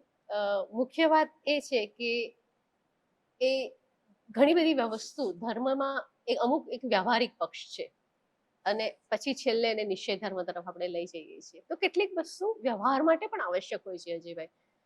સંઘને ચલાવવો છે, આપણે આર્થિક સહકારની જરૂર છે, અને સંઘ શ્રાવકો અને શ્રાવિકાઓ જે દાન આપે એનાથી જ ચાલતો હોય છે. તો આ કેટલાક વ્યવહારિક જરૂરિયાતોમાંથી પણ ઉપજેલી વસ્તુ છે. અને આપણે, પરંતુ તમારી વાત તમે જે કહો છો કે સેલ્ફ એનાલિસિસ છેવટેનું થવું જોઈએ, એ એનાલિસિસ થતું નથી, અને એને કારણે આપણે આ મુસીબતમાં મુકાઈએ છીએ, આપણે આગળ નથી વધતા. તો આ સેલ્ફ એનાલિસિસની તાલીમ, કેળવણી મનુષ્યમાં સહજ રીતે આવે એના માટે તમારા કોઈ સૂચન છે? એની પહેલા હું તમને કહું કે તમે જુઓ કે પૈસાની બધાને જરૂર છે. તમારી વાત 100% સાચી છે. સંઘ ચલાવવા માટે, સંસ્થા ચલાવવા માટે, ગરીબોના ઘર ચલાવવા માટે પૈસાની બહુ જરૂર છે. પણ જ્યારે એ પૈસાનું માધ્યમ છે જે એ મૂળ બની જાય છે. તમને એક દાખલો આપું. હું બધા ધર્મોમાં જાઉં છું, અને મહાસ્વામી છેલ્લે કહી ગયા કે કવિ કલાપીનું વાક્ય યાદ રાખજે કે હું માનવી માનવ બનું તો ઘણું. તો એ રસ્તે વયો જશે. એટલા માટે અમે કેટલીક વાર કહીએ પણ છે કે અમે હવે જૈન નથી રહ્યા, અમારે માનવ રહેવું છે. આ ધર્મ છે ને એ ભાગલા પાડે છે. હું જૈન છું, તમે હિન્દુ છો, આ મુસલમાન છો. પણ એક જગ્યાએ મેં જોયું કે જેમાં પૈસાની સાથે સાથે ક્રિયાને પણ મહત્વ છે, સેવાને પણ મહત્વ છે, અને સાધનાને જ. તમે જુઓ સ્વામિનારાયણ સંપ્રદાય, હું કોઈ સંપ્રદાયની ફેવરમાં નથી ને હું સ્વામિનારાયણ સંપ્રદાય સાથે સંકળાયેલો પણ નથી, પણ છેલ્લા 200 વર્ષની અંદર એની પાસે આ ચારે વસ્તુ છે. તમને લાગે છે કે આટલા બધા સંસ્થાઓ ચલાવવામાં એ લોકોને પૈસાની જરૂર નથી? પૈસાની જરૂર છે, પરંતુ તમને લાગે છે કે પૈસાવાળાને એ લોકો મહત્વ આપે છે? આજે અજયભાઈ તરીકે હું ગમે ત્યાં જઈને ઊભો રહું ને તો મને જે મહત્વ મળે છે, સેજલબેન આ પ્રશ્ન તમને ન પૂછવો જોઈએ, તમને લાગે છે કે તમે જઈને ઊભા રહેશો તમને મળશે? તો આ જે છે, જે જૈન ધર્મમાં, અને ખાસ કરીને હું એટલા માટે સંત સતીજીઓને બ્લેમ શું કરું છું, પબ્લિક ફોરમ ઉપર કરું છું, કે તમારે આ સમજવું જરૂરી છે કે અજયભાઈ છેલ્લી 15 મિનિટ આવે તો આખું ફંક્શન અટકી જાય ને અજયભાઈને બધાને ખૂંદતા ધક્કા મારતા મારતા પહેલી સીટ ઉપર તમે બેસાડો. આ તમને કાયદો સારો લાગે છે? સાચો લાગે છે? કદાચ હું આ બોલું છું એટલે મારું શું થશે કે મારું હવે એ પદ ઘટી જશે, પણ એક સમજી લ્યો કે જ્યારે તમે પ્રમુખ સ્વામી સાહેબને મળ્યા હો કે અત્યારે તમે એમના બીજા સંતોને મળો, એ લોકો પ્રાઇવેટલી મળે છે પૈસાવાળાને, નથી મળતા એમ નહીં, પણ એ જે કલ્ચર તમને દેખાય, તમને એ જાતના કલ્ચરો આપણે સારાની કોપી કેમ ન કરીએ? તો આ એક કલ્ચરની વાત છે કે આપણે એક જ સંપ્રદાય રહી, એક જ ધર્મ. મને એક પ્રશ્નનો જવાબ આપશો? અને એ પ્રશ્નનો જવાબ હું ગોતું છું, જો આપી શકો તો, કે મહાવીર જન્મે સ્થાનકવાસી હતા, દેરાવાસી હતા, તેરાપંથી હતા, કયા હતા? તમે જો જવાબ આપી શકો તો, કારણ કે એ પ્રશ્નનો જવાબ હું કેટલાય વર્ષોથી ગોતી રહ્યો છું. આપી શકશો મને આ જવાબ? આ સમજી લ્યો કે જ્યાં ભાગલા છે ત્યાં અહંકાર છે, અને જ્યાં અહંકાર છે ત્યાં એ ધર્મ નથી રહેતો. પછી તમે એને ધર્મમાં ખપાવી નાખો. તમે પર્યુષણ પર્વની વાત કરો. તમારો મૂળ પ્રશ્ન શું હતો? આમાંથી હું બટી ગયો થોડો. કઈ વાંધો નહીં, તમે વાત પણ જો ખરેખર જોવા જાઓ, આપણે વ્યવહાર પક્ષની વાત કરતા હતા કે આ વ્યવહારમાં જરૂરી છે, વ્યવહારમાં આ પૈસાની જરૂર છે, ઓકે, પણ દરેકમાંથી તમે સારા કરો. હું તમને કહું છું, મેં શીખ ધર્મનો હમણાં અભ્યાસ કર્યો અને ચાલુ છે મારો અભ્યાસ, કારણ કે મને હતું કે બીજા ધર્મોને પણ આપણા વાચકોને આપવું જોઈએ. તમને ખબર છે ગુરુ નાનકના ગ્રંથનું પહેલું વાક્ય શું છે ખબર છે? કે આમાં મારું ઓરિજિનલ કાંઈ નથી, જે પણ છે એ મેં ભગવાન મહાવીર અને ભગવાન બુદ્ધ પાસેથી ઉછીનું મેળવેલું છે. કેટલા જૈન સંતો કેવા તૈયાર છે આવા વાક્યો. અને તમે જુઓ કે આવો ભંડારો, આવો લંગર, જે લંગર શબ્દ એ લોકો મુકાય છે, એ લોકો ચલાવે છે, ક્યાંય તમે જોયું કે એ લોકો પૈસા ઉઘરાવે છે? પૈસા આવે છે સેજલબેન, હું તમને કહું, એ તમારો વ્યવહાર ને નિશ્ચય શબ્દો મને નથી સમજાતા, પણ મારા જીવનમાં મેં જોયું કે હું જેટલા આપું છું, પેલા જ હું બોલ્યો કે જેટલા આપું છું એનાથી ડબલ આવતા જાય છે. તમે સારા કામ કરતા હશો, તમે સારા રસ્તા પર જતા હશો, તમારા કારણે કોઈનું જીવન પરિવર્તન થશે, તો તમને શું લાગે છે કે એ કૃતજ્ઞ ભાવથી, ગ્રેટિટ્યુડ ભાવથી પોતાના જતા પહેલા પોતાની સર્વ મિલકત તમારા સંઘને નહીં આપીને વયો જાય? સેજલબેન, પૈસા ઉઘરાવાના ન હોય, પૈસા માંગવાના ન હોય, પૈસા તો આવે. ઈ મહાવીરનો ધર્મ છે. ને મને હું નસીબ વાળો છું, થોડી 2 મિનિટ લઉં તમારી. મને 5 ગુરુ ભગવંતો મળ્યા. એમાં ગોંડલના હરચરણ બાપુ, જે રણછોડદાસજી બાપુના શિષ્ય હતા, એ મને એક ગોલ્ડન સેન્ટેન્સ કહીને ગયા. હું એની સાથે એની હોસ્પિટલ, રામ હોસ્પિટલમાં ગોંડલમાં સંકળાયેલો છું. એક ગોલ્ડન વાક્ય કહીને ગયા કે અજયભાઈ, कभी किसी से पैसा मांगना मत, ओके? राम जी की इच्छा नहीं होगी और पैसा नहीं आया तो हॉस्पिटल बंद कर देना, एक ताला तुम्हारा घर में रख लेना. ખ્યાલ આવ્યો તમને? આજે સંસ્થાઓના નામ પર ખાલી પૈસો ઉઘરાવીને બેંક બેલેન્સ વધારવામાં આવે છે, અને આ મારો જાત અનુભવ છે. આપણે કદાચ એક મોટી બાજુ જે બહુ જ ગ્રે છે એની વાત કરીએ છીએ, પણ મને લાગે છે સમાજનો એક નાનકડો હિસ્સો પણ એવો છે કે જે પોતપોતાની રીતે કંઈક ને કંઈક કાર્ય કરે છે, જે રીતે તમે કાર્ય કરો છો. આપણા વાચકોને ખરેખર એ જાણવામાં રસ પડે છે, અને આ તમારો અંગત પ્રશ્ન છે એટલે તમે જવાબ ન આપો તો પણ વાંધો નથી, કે પર્યુષણના 8 દિવસ તમે પોતે, તમારા પરિવાર, એટલે તમે અને બીનાબેન બંને શું કરતા હો છો? સાચું કહું તમને કે 2 વસ્તુમાંનો જવાબ આપીશ. એક વસ્તુ કે અમારા માટે 8 દિવસનું મહત્વ અમે ઘટાડી નાખ્યું છે. અમે એમ માનવા માંડ્યા છીએ કે જે જાતનો પરિશ્રમ મારા પરમ પૂજ્ય ગુરુદેવ નરેન્દ્ર મુનિએ અમારી પાછળ મૂકેલો, જે જાતનો પરિશ્રમ મહાસ્વામીએ મૂકેલો છે, અને મહાસ્વામી જે રીતે મને કહીને ગયા કે મારા આધ્યાત્મિકતાનો વારસો હું તને આપું છું, એ પ્રમાણે અમને લાગે છે કે અમે એ મહાસ્વામીની લાગણીનો અન્યાય કરેલો કહેવાશે, એના ગુનેગાર ગણાશું જો અમે 8 દિવસના પર્યુષણ દરમિયાન જ એ જાતની જિંદગી જીવીએ. અમારા માટે એ 8 દિવસ અને બાકીના 357 દિવસમાં કોઈ ફરક ન હોવો જોઈએ.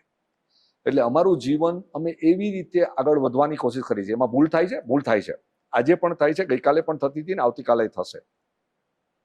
પણ અમારું જીવન અમે એવું રીતે કરવા માંગીએ છીએ કે 365 દિવસ અમારા જીવનમાં પર્યુષણ પર્વ જ હોય.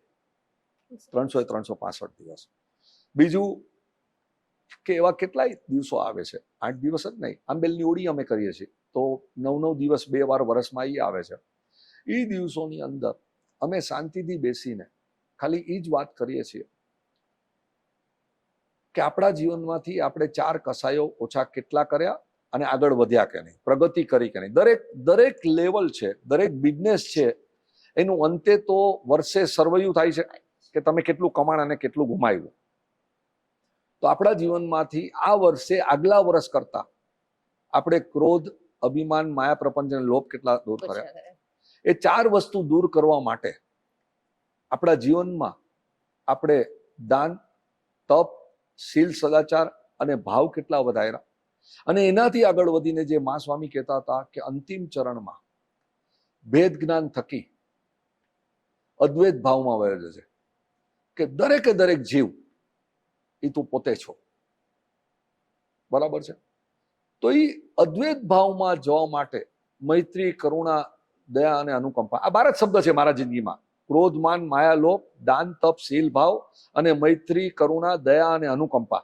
આ 12 શબ્દો ઉપર કન્ટિન્યુઅસ બેઝિસ પર અમે ચિંતન, મનન, મંથન, કન્ટેમ્પ્લેશન કરતા રહીએ છીએ. ઘણી બધી ભૂલો થાય છે. 1-2 થાય છે ના, કદાચ તમને સાચું કહું તો દિવસની અંદર 25, 50, 100 ભૂલ થાય છે. બરાબર છે? પણ એના 2 ફાયદા છે સેજલબેન. એક, જાગૃતતા અને સજાગતા આવવાથી એ ભૂલો ઘટતી જાય છે. અને બીજું, એ ભૂલોની અંદર જે ઇન્ટેન્સિટી હોય કે મને તમારી પર ક્રોધ આવ્યો ને તો પેલા ક્રોધમાં વેરઝેર ભળતું હતું, એ હવે વેરઝેર નથી પડતું. એટલું જ નહીં, પણ ક્રોધ આવીને 2 મિનિટ 3 મિનિટમાં શાંત થઈ જાય છે કે ભાઈ સેજલબેનના માર્ગે, હું મારા માર્ગે. બરાબર છે? અને આ જ પર્યુષણ પર્વનું મારા જીવનમાં મહત્વ છે, ક્ષમાપના, જે તમે શબ્દ પહેલા શરૂઆતમાં વાપર્યો કે ધીમે ધીમે ધીમે ધીમે મારો મોહ, માયા, મારો લોભ આ બધું ઘટતું જાય. મારામાં સંતોષ આવતો જાય, મારામાં અદ્વૈત ભાવ આવતો જાય. ધીમે ધીમે મને ભેદ જ્ઞાન પણ આવવા માંડે. ધીમે ધીમે મહાવીરનો જે મૂળ સૂત્ર છે અનેકાંતવાદ, કે હું સાચો છું એનો અર્થ એ નહીં સામો માણસ ખોટો છે, કદાચ એ એની રીતે સાચો હોઈ શકે છે. બરાબર છે? આ બધા જે શબ્દો છે એમાંથી એક એક શબ્દ ઉપર અમે લોકો પર્યુષણ પર્વ હોય તેમાં કલાક 2 કલાક ચિંતન મનન કરીએ. અને આપણા જીવનમાં આ શબ્દને અંદર આપણે જે ખાવાનું ખાઈએ છીએ ને રોજ, તો આપણે શું કરીએ છીએ કે એમાંથી જે કસ લેવાનો છે એ શરીર લઈ લે છે અને બાકી બધો કચરો કાઢી નાખે છે. એ જ રીતે આ ચિંતન મનન કરીને આપણને લાગે કે આ શબ્દ, અને તમે માનશો જેમ જેમ આ પ્રક્રિયામાં આગળ વધીએ છીએ ને એમ એમ આગળનો રસ્તો ઓટોમેટિકલી ખુલતો જાય છે. મને આચાર્ય તુલસીની બધી ચોપડીઓ બહુ ગમે છે. એની એક ચોપડીમાં એને લખેલું હતું કે મહાવીરે એમ કીધું કે હું અહીંયા ઉભો હતો, હું આ લેવલ પર પહોંચ્યો. હું તમને કહું છું કે તમે પણ અહીંયા છો, તમારે આ લેવલ પર પહોંચવાનું છે, પરંતુ તમે મારો માર્ગ ચૂઝ નહીં કરતા. નાનકડું જ્ઞાન આવે ને પછી તમારી પોતાની કેડી કંડારીને તમે ઉપર ચડજો. તમે જો ખરેખર આચાર્ય તુલસીની ચોપડીઓ વાંચો, હિન્દીમાં હોય છે, અદ્ભુત ચોપડીઓ કે જેની સરખામણીમાં આજની જે વ્યાખ્યાનો છે એ તો આપણે ગણીએ ને કે ગોખેલા વ્યાખ્યાનો છે. ઓરેટર સારા હોય એટલે યાદશક્તિ સારી હોય એટલે એ બોલી જાય. પણ એવા વ્યક્તિત્વના તમે જ્યારે વાંચન કરો પર્યુષણમાં 8 દિવસ, બરાબર છે, એવી વ્યક્તિઓને તમે ઓનલાઈન પર સાંભળો, એવા સંતત્વ પડેલા છે. આજે પણ સંતો છે, ઓકે, જૈન હોય કે જૈને તો આપણને શું ફરક પડે છે? ધર્મ તો બધો લગભગ સરખો જ છે. એ તમે પર્યુષણમાં સાંભળો, એમાંથી ખાલી 1, 2, 3 શબ્દ લઈ લ્યો અને આપણા જીવનમાં જો આપણે લાવીએ તો મને લાગે છે ગુલાબનું ફૂલ છે ને એનું ખીલવાનું પણ નક્કી છે, એનું ખરવાનું પણ નક્કી છે, પણ વચ્ચે એ ગુલાબનું ફૂલ જે આપણને મહેક આપી જાય છે, મુસ્કુરાટ આપી જાય છે, આઈ થિંક આપણે જો એ કરી લઈએ ને, અને એ પ્રયત્ન એ 8 દિવસમાં કદાચ થોડો વધારે હું ને બીના કરીએ છીએ, બાકી જીવન 365 દિવસ લગભગ સરખું જીવવાની કોશિશ કરીએ છીએ.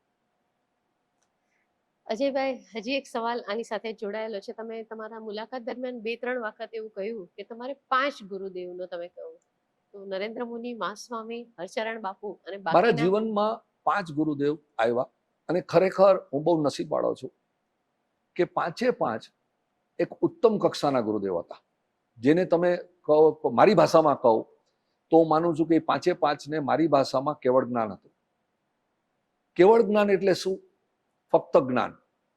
એ લોકો જોતા હોય, જાણતા હોય, પણ ભણતા ન હોય. મારા જીવનને શરૂઆતમાં મઠારવામાં ગુરુદેવ નરેન્દ્ર મુનિએ ઘણો પ્રયત્ન કર્યો, પણ કોઈ થયું નહીં, કારણ કે મેં ગરીબી જોઈ હતી. અને આજે હું એક વસ્તુ ચોક્કસ શબ્દમાં માનું છું કે જૈન ધર્મમાં કે બીજા ધર્મમાં અમુક જે સિદ્ધાંતો છે એ બહુ ખોટા છે. લાઈક નાનો હતો ત્યારે મને કહેવામાં આવતું, અને મારા ગુરુદેવ મને કહેતા કે પૈસો હાથનો મેલ છે. આજે હું ચોક્કસપણે માનું છું કે પૈસો હાથનો મેલ નથી. પૈસો જીવન જીવવા માટે બહુ જરૂરી છે. શરૂઆતમાં પૈસો કમાવો જ જોઈએ, અને કદાચ એનું પ્રૂફ મારી પાસે એ છે કે આપણા 24 જે તીર્થંકર છે ને, એ રાજાના પુત્ર થઈને પછી જ તીર્થંકર થઈ શક્યા છે. એમાં એકઈ જગ્યાએ 24 તીર્થંકરમાં નથી આવતું કે ગરીબનો દીકરો હતો ને એ તીર્થંકર થયો. તો જ્યાં સુધી તમે પૈસાનો અનુભવ નથી કરતા ત્યાં સુધી તમને પૈસા છોડવાની જરૂરિયાત પણ સમજાતી નથી. અને એટલા માટે ગુરુદેવ પાસે હું જ્યારે જતો ત્યારે હું એને કહેતો કે મને પૈસો કમાવો છે. અને કેટલીક વાર મને કહેતા, તને ખબર છે આ રજોરણમાં શું શક્તિ છે? આમ હલાવું તો સોનાની મોરોનો વરસાદ થાય. અને મેં એને કીધું કે ઓકે, તો મારી પર વરસાદ કરીને બતાવો. અને એનું પ્રૂફ છે કે એ સિદ્ધ પુરુષ હતા કે એણે કીધું કે તથાસ્તુ. એ મારી સાથે હેપી નહોતા. એ કાર્ડ કરી ગયા ત્યારે એના થોડા મહિના પહેલા એણે મારી બેનને વાત કરી કે આ વ્યક્તિ માટે મેં આટલી બધી મહેનત કરી, આટલી બધી મારી શક્તિ વાપરી, પણ એને મારા માટે લાગણી હતી. એ મને ઓલિયો દોલિયો કહેતા. એને કારણે એને શું કર્યું ખબર છે? જતા જતા મને મા સ્વામી પાસે મોકલી ગયા. તો સૌથી પહેલા મારા જીવનમાં આવ્યા ગુરુદેવ નરેન્દ્ર મુનિ. એની પછી મારા જીવનમાં આવ્યા યોગાચાર્ય બીકેએસ આયંગર, જે આયંગર યોગાના નામથી ઓળખાય છે. આવું વ્યક્તિત્વ સાઉથ ઇન્ડિયન હતા, પણ નિષ્ફૃહી. કેટલીક વાર આપણે કહીએ છીએ ને કે ભાઈ ફક્ત જૈન ધર્મ જ ઊંચો, એવું નથી. એ યોગાચાર્ય બીકેએસ આયંગરનું મેં જે જીવન જોયું, જે એના યોગામાંથી, પતંજલિના યોગ સૂત્રમાંથી, ક્યારેક સમય આવશે ત્યારે આપણે પતંજલિ યોગ સૂત્રની પણ વાત કરશું. પતંજલિ યોગ સૂત્રમાંથી જે 8 અંગ છે, યમા, નિયમા, આસના, પ્રાણાયામા અને પછી પ્રત્યાહારા. પ્રત્યાહારા એટલે વિડ્રોલ ઓફ અ સેન્સીસ, અને ધારણા, ધ્યાન અને સમાધિ. ફક્ત 8 શબ્દની અંદર એ પતંજલિ યોગ સૂત્ર જો ખરેખર મારા હિસાબે, મારી જાણમાં જો કોઈ વ્યક્તિ જેને હું મળેલો હોઉં એવું હોય તો એક જ વ્યક્તિ હતા, યોગાચાર્ય બીકેએસ આયંગર. એ મારા બીજો ગુરુ હતા. ત્યારબાદ મારા ધ્યાનના ગુરુ ડોક્ટર શ્રી કૃષ્ણાજી, જેણે મને ધ્યાનના રસ્તે વાળ્યો. આજથી લગભગ 20-22 વર્ષ થઈ ગયા. કે અજયભાઈ, વિચાર શૂન્ય કેવી રીતે થવાય? વિચારને તમે સ્વિચની જેમ ચાલુ ને બંધ કરી શકો. અત્યારે હું ને તમે વાત કરીએ છીએ તો મારી સ્વિચ ચાલુ છે. જે મિનિટે તમે આ પાનું બંધ કરશો, મારી સ્વિચ હું લાઇટની જેમ બંધ કરી નાખીશ અને મારે વિચાર શૂન્ય થઈ જાવ. તમે જ્યારે વિચાર શૂન્ય થાવ છો ને સેજલબેન, મારું માનજો, આ મારો પ્રત્યક્ષ અનુભવ ને અનુભૂતિ છે. રાગદ્વેષ આવે કેવી રીતે? વિચાર શૂન્યતામાં તમે આવી જાવ તો રાગદ્વેષ આવે કેવી રીતે? તો ડોક્ટર શ્રી કૃષ્ણાજી, આ 5 ગુરુમાંથી ફક્ત એક જ ગુરુ આજે જીવંત છે, ડોક્ટર શ્રી કૃષ્ણાજી. ત્યારબાદ મારા જીવનમાં મા સ્વામી આવ્યા, જેણે તો મારું આખું સમૂળગું જીવન પરિવર્તન કરી નાખ્યું. અને મા સ્વામીની ટ્રીટમેન્ટ કરતા હતા રામ હોસ્પિટલ વાળા, ફ્રીમાં. એટલે હું રામ હોસ્પિટલ સાથે જોઈન થયો. એ હરચરણ બાપુ. આવા 5 ગુરુ ભગવંતો આ જીવનમાં મળવા એ કદાચ હું માનું છું સૌથી મોટી, મારા જીવનની સૌથી મોટી સિદ્ધિ છે. ખરા અર્થમાં અજયભાઈ તમે ખૂબ નસીબદાર કહેવાઓ, મને એવું લાગે છે આ વાતથી. પણ એક બહુ સારી વાત કીધી, કારણ કે મારો એક જે સવાલ હતો એનો જવાબ તમે મને આપી દીધો.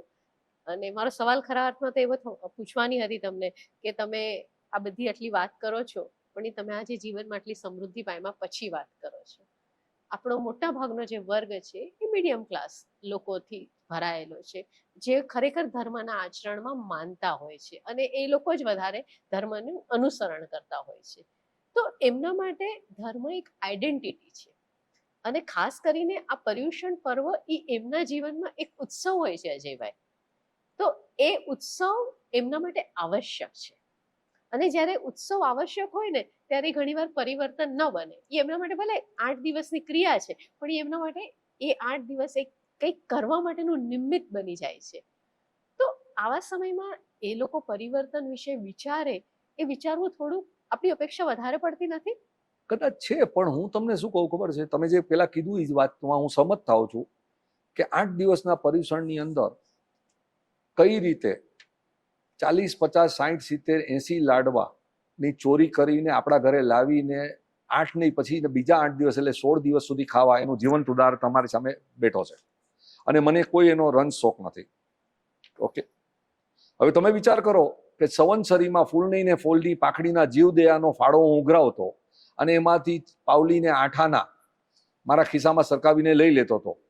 તો જો તમે આજના જે ચુસ્ત ધર્મિષ્ઠ હોય એને તમે શું કહો કે આ વ્યક્તિ તો નરકમાં જવાનો છે? પાક્કું કે સંવત્સરીના દિવસે સંવત્સરી પ્રતિક્રમણ કર્યા પછી હજી તો મિચ્છામી દુક્કડમ થાય પેલા અમારા જમાનામાં એ જોડીમાં ફૂલની ને ફૂલની પાખડીની જીવદયા હતી ને એમાંથી આઠાના પાવલી રૂપિયો ચોરી કરીને મારા ખિસ્સામાં નાખતો હતો.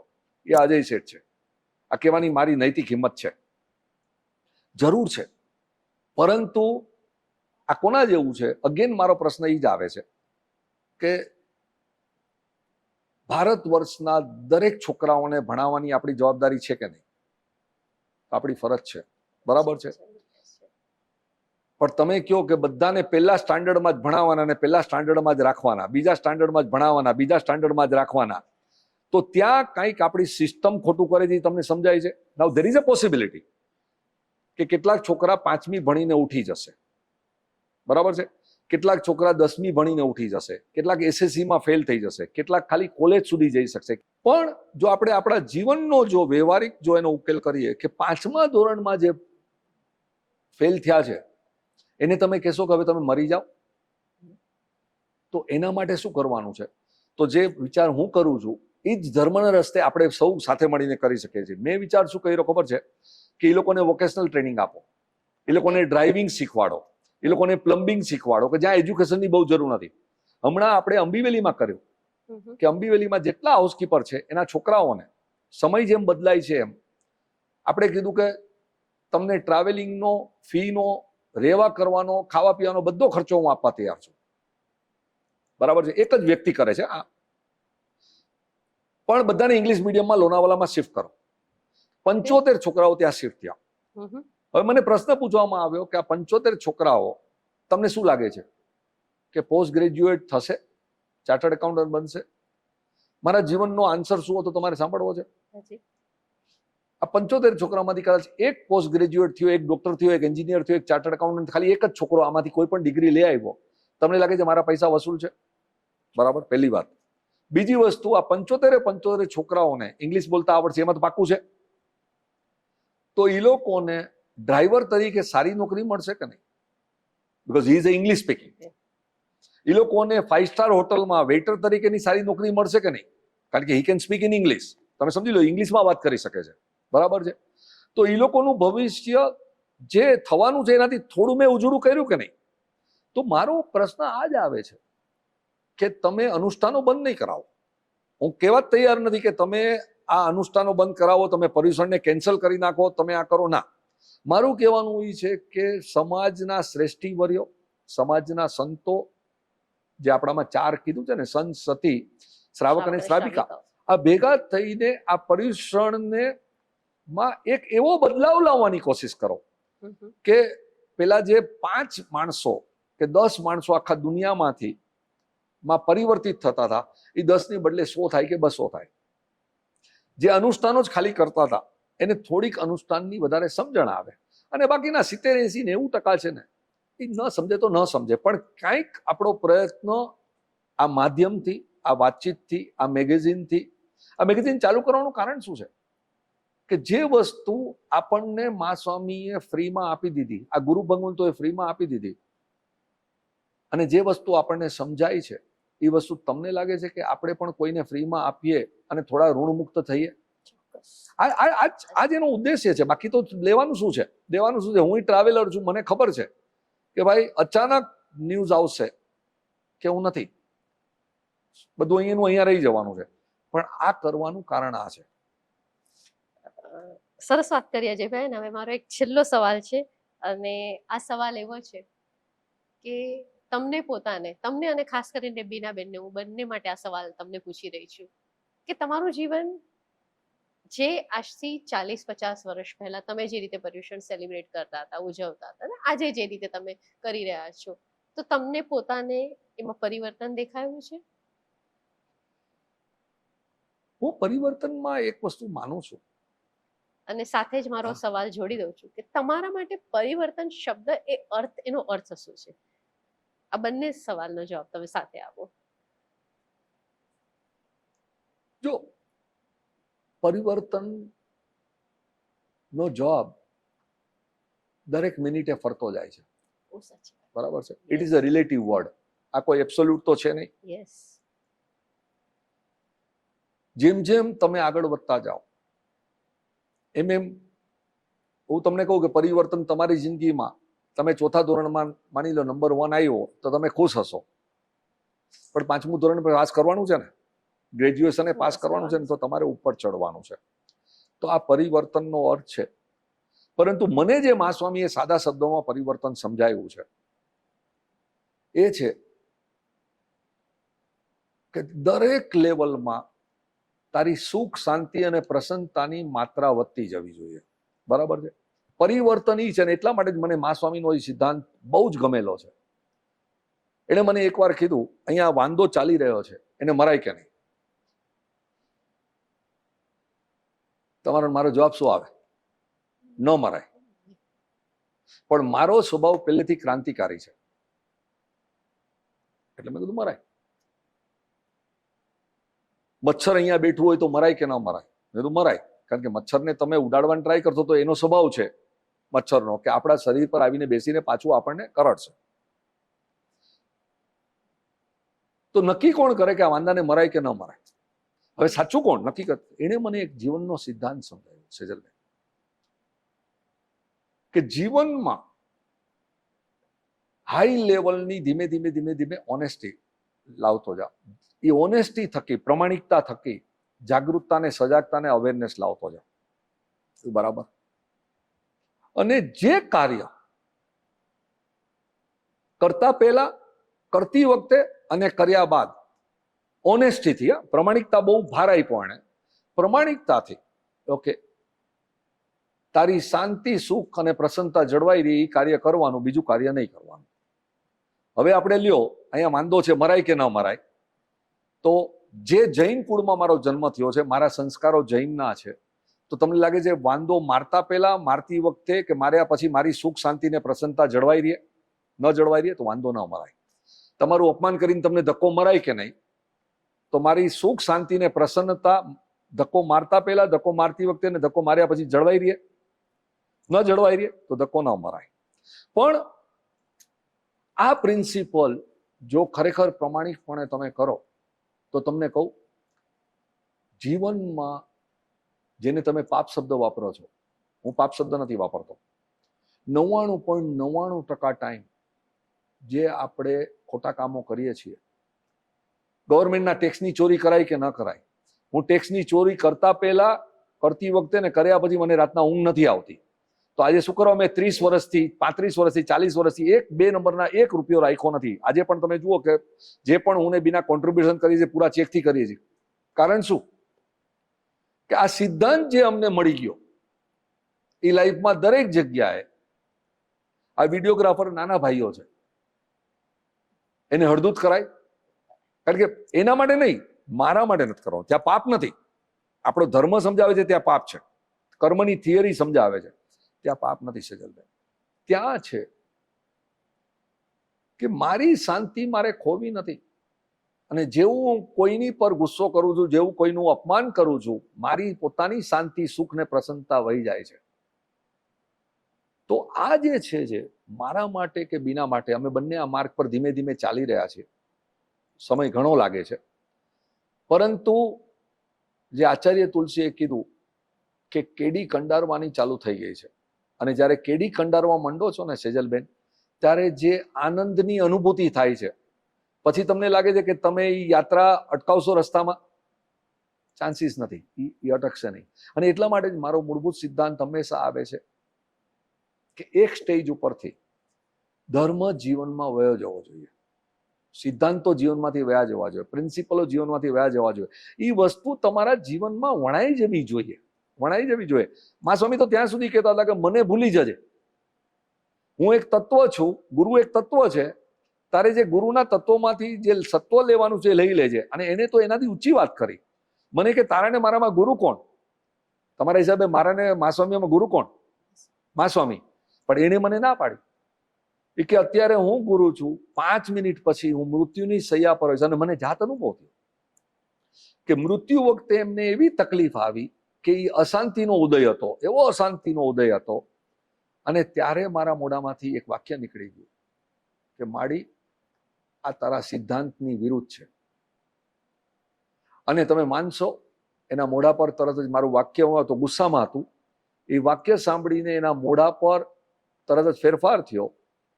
અને હું માનું છું કે એ વખતે એને રિયલાઇઝ થયું, અને એને ત્યારે બોલી નહોતા સંગડા, આંગળીના ઈશારાથી મને જે સમજાવવાની કોશિશ કરી, જો હું સમજો સાચું હોય તો, કે અત્યારે તું મારો ગુરુ છો. ખ્યાલ આવ્યો તમને? અત્યારે તું મારો ગુરુ છો. અને એ જે એના આશીર્વાદ જે ત્યારે આવ્યા ને, હું માનું છું કે દુનિયાની કોઈ શક્તિની તાકાત નથી. અંતિમ ચરણ છે ને સેજલબેન, એ કુદરતમય જીવન છે, એ પર્યુષણમાંથી આપણે શીખવાનું છે. મહાવીરની વાર્તા છે કે ચંડ કોશિયાએ એને ડંખ આપ્યો અને મહાવીરના પગમાંથી દૂધ નીકળ્યું. એ વાર્તાને શબ્દે શબ્દ નહીં લેતા. હું નથી માનતો એ દૂધ હતું, હું માનું છું એ દૂધના પ્રતીક રૂપે એ કરુણા, મૈત્રી, અનુકંપા હતી. ખ્યાલ આવ્યો તમને? તો જ્યારે તમે સૃષ્ટિના સર્વે જીવો સાથે, ઓલ લિવિંગ બિંગ સાથે એ મૈત્રી, પ્રેમ, કરુણાનો ભાવ લઈ આવો છો, ત્યારે તમને ખબર છે કે તમારામાં કુદરતની કેવી શક્તિ આવે, અદ્ભુત શક્તિ તમારામાં આવે. નહીતર એક પ્રશ્નનો જવાબ આપજો, કર્મની થિયરીને બાજુમાં મૂકો, પણ રામાયણમાં એક પ્રસંગ આવે છે કે દશરથ રાજાને, શું નામ હતું એ છોકરાનું, જેને તીરથી ગુજરી ગયો? શ્રવણ. શ્રવણના મા બાપ જ્યારે શ્રાપ આપે છે, ત્યારે દશરથ રાજા તો એ શ્રાપ ખાડી નથી શકતા, પરંતુ ભગવાન રામ છે ને, એ પણ જ્યારે એ જુએ છે ત્યારે એને ખ્યાલમાં આવી જાય છે કે આ ગરીબ મા બાપ છે, આ આંધળા મા બાપ છે, આપણી ભાષામાં કહીએ તો આ ભિખારી મા બાપ છે, બરાબર છે, પણ આ શ્રાપની દૂર કરવાની શક્તિ ખુદ ભગવાનમાં પણ નથી. કારણ કે આ જે બે વ્યક્તિત્વ મા બાપ છે ને, એનું જીવન એવું કુદરતમય હતું કે આખું બ્રહ્માંડ મારા પિતાની વિરુદ્ધમાં થઈ ગયું છે. ખ્યાલ આવે છે? આ અંતિમ ચરણ છે કે જે હું મા સ્વામીની આંખમાં જોઈ શક્યો, કે એવી એની આંખમાંથી અમીની વર્ષા થાય કે એનો દુશ્મન જે એને હેરાન કરતો તો એ આવીને આવે એટલે કે કેમ છે ભાઈ, કઈ તકલીફ છે? અને ઓલો કે હા તકલીફ છે. તો કે મારો દીકરો તને મદદ કરશે. અને એ ગયા પછી જે મારો ક્રોધ હોય કે આ વ્યક્તિને હું 1 રૂપિયો નહીં આપું, કાંઈ નહીં, મેં એને પ્રોમિસ આપ્યું, તારે ન આપો તો કાંઈ નહીં, એટલે પછી મને ન કમને આપવું પડે. પણ એ જે શક્તિ છે કુદરતની, તમને શું લાગે? એ મહાવીરના ધર્મમાં છે, એ જૈન ધર્મમાં છે. એ પર્યુષણની આપણે આરાધના કરીએ, અને એ આરાધના થકી ફૂલ નહીં ને ફૂલની પાકડી, થોડીક શક્તિ જો આપણા જીવનમાં આવે, આપણા જીવનમાં પ્રેમ, મૈત્રી, કરુણા, અનુકંપા, હળવાશ, મધુરતા, આ બધું આવે, તો તમને નથી લાગતું કે આપણું પર્યુષણ એક ધન્ય પર્યુષણ બની જાય? સાચા અર્થમાં માનવ કલ્યાણનું પર્વ બની શકે. બહુ સારી વાત કીધી અજયભાઈ. તમે આખી વાતને તમે પોતે કરુણામય, અનુકંપામાં ખૂબ માનો છો, એટલે તમારી વાતની ખાલી હું એટલી સ્પષ્ટતા અહીંયા કરવા માંગીશ કે જ્યારે તમે સમજાવતા હતા કે આ જીવને મરાય, ત્યારે તમારા મનમાં પણ લીવ અને લેટ લીવનો ભાવ એટલો જ મહત્વનો છે, પણ એટ ધ સેમ ટાઈમ તમે અન્યને પણ રિસ્પેક્ટ આપો છો, એ વાતથી આખી વાતને કરી રહ્યા હતા. આજના આ ચર્ચા દરમિયાન આપણે જે સંવાદ કર્યો, અને ખાસ કરીને મા સ્વામીની પ્રેરણા સામાયિક અંતર્ગત આ જે સંવાદ કર્યો ને તમારા વિચારો તમે જે મૂક્યા છે, એના માટે ખૂબ ખૂબ આપણા વાચકો વતી આભાર માનું છું, આપણા શ્રોતાઓ વતી આભાર માનું છું. અને છેલ્લી એક વાત તમને હું પૂછીને આ વાતને પૂર્ણ કરીશ. અજયભાઈ, તમારા મતે તમારી પોતાની 3 શક્તિ કઈ અને તમારી 3 નબળાઈ કઈ છે? હા, મારી પોતાની શક્તિ કોઈ જ નથી. હું માનું છું કે મારી મોટામાં મોટી શક્તિ મારા મા સ્વામી અને મારા ગુરુદેવ નરેન્દ્ર મુનિના આશીર્વાદ, એ સિવાય મારી કોઈ શક્તિ નથી. બાકી ઠીક છે, વ્યવહારિક શક્તિથી તમે આ બધા ભૌતિક પદાર્થોને જોઈને તમે નક્કી કરતા હો કે આ શક્તિ છે, તો એ શક્તિની કોઈ કિંમત નથી. આજે મને એક જાતનો એ પણ અનુભવ થાય છે કે મારા જીવનમાં બધું ગોઠવાતું જાય છે. તમને શું લાગે છે કે મા સ્વામીની પ્રેરણા મેગેઝિન ચલાવવાની મારી શક્તિ છે? ગોઠવાઈ જાય છે. હું તમને ઓળખતો હતો, ગોઠવાતું ગયું, તમે મારા જીવનમાં આવી ગયા, આ બધું ગોઠવાઈ જાય છે. એટલે ખરેખર તમે જો એને શક્તિ ગણતા હો તો મારા જીવનમાં કોઈ શક્તિ છે જ નહીં. શક્તિ છે, અને હું માનું છું કે જે મા સ્વામી કહેતા હતા કે હાથ છે ને એ એક શક્તિનું પ્રતીક છે. કુદરતમાં, બ્રહ્માંડમાં દરેક વસ્તુ શક્તિનું પ્રતીક છે. હાથથી સેજલબેન હું કોઈને લાફો મારી શકું છું અને કોઈના માથા પર સ્નેહથી, વાલથી હાથ ફેરવી શકું છું. એ શક્તિને આપણે પ્રતીક બનાવી દીધું છે એક જાતનું પાવર. એ પાવર નથી, એ પાવર નથી. તમે જો ખરેખર સાચા સંતોને જોવા જાવ ને તો એના જીવનમાં શક્તિ હોય છે, પણ એ શક્તિ હોતી જ નથી. તો મારા જીવનમાં હું માનું છું કે શક્તિ છે એ બાહ્ય શક્તિ છે. આ બધી જે મા સ્વામીની કૃપા છે એ બધી છે. નબળાઈઓ નહીં પૂછો, નબળાઈઓ પૂછવા જશો તો 1001 નબળાઈઓ છે. કદાચ 1000 તો હું નાનો શબ્દ બોલું છું, પરંતુ એક જાતના મા સ્વામીના આશીર્વાદથી એક જાતની જાગૃતતા આવી ગઈ છે, એક જાતની સજાગતા આવી ગઈ છે. એટલે કેડી કંડારવાની શરૂઆત થઈ ગઈ છે. અને હું માનું છું કે કદાચ 5, 25, 30 વર્ષે જો આયુષ્ય હશે ને તો એ કેડી પર થોડું થોડું આગળ વધશું. પણ એક વાત જરૂર કહીશ કે જીવનમાં એક પણ માંદગી નથી, એક પણ દુઃખ નથી, કોઈ પણ જાતની માન અપમાનની ખેવના કે એની અભિલાષા નથી. એ જ્યારે જીવન એવું બની જાય છે ને ત્યારે હું માનું છું કે જીવન પણ છે ને એક શક્તિનું પ્રતીક બની જાય છે. અને માનું છું કે દુર્ગુણ બધામાં હોય છે, સદગુણ બધામાં હોય છે, પણ જેમ જેમ તમે સદગુણોને પછી તમે સત્ય, અહિંસા, અસ્થેય, બ્રહ્મચર્ય, અપરિગ્રહ કયો, તમે પતંજલિમાં ગણો, તમે બુદ્ધ ભગવાનના 3 શબ્દો મૂકો, શીલ, પ્રજ્ઞા, આ જાતના તમે, અને સમાધિ, આ જાતના તમે શબ્દો મૂકો, શબ્દોની માયાજાળમાં નહીં જતા. આઈ થિંક કે જીવનની ભવ્યતાનો જો અનુભવ તમે કરી શકો પડે તો આઈ થિંક એના જેવી ઉત્તમ અવસ્થા કઈ હોઈ શકે. Sejalben, thank you very much. ખૂબ આભાર અજયભાઈ થેન્ક યુ ફોર તમારો. Coming here. Thank you. બહુ સરસ વાત કરી છે આજે તમે, અને તમારી આ વાતના શબ્દો ન પકડાય પરંતુ ભાવ પકડાય એવી જ આપણે અપેક્ષા સર્વ પાસે રાખીએ, અને સર્વનું પર્યુષણ ખરા અર્થમાં એક પરિવર્તનનું પર્વ બને એવી શુભેચ્છાઓ. Thank you so much. તમારો આભાર. Thank you.